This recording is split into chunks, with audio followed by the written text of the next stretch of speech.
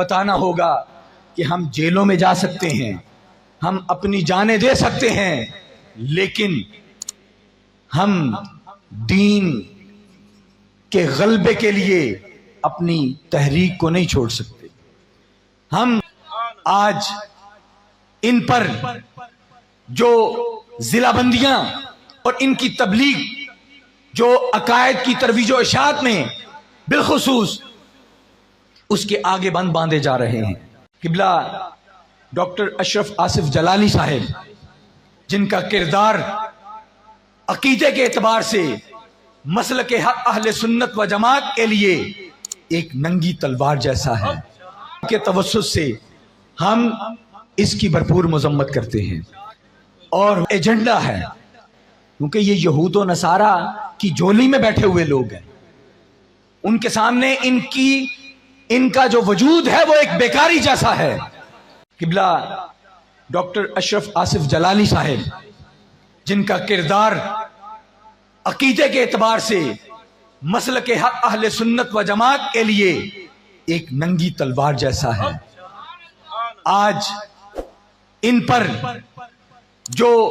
ضلع بندیاں اور ان کے مشن اور ان کی تبلیغ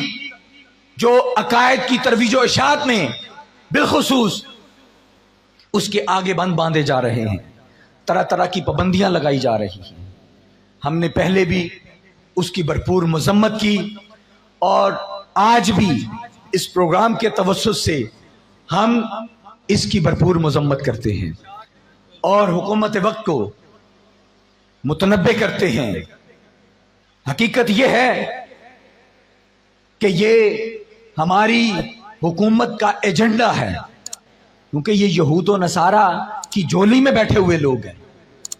ان کے سامنے ان کا جو وجود ہے وہ ایک بیکاری جیسا ہے،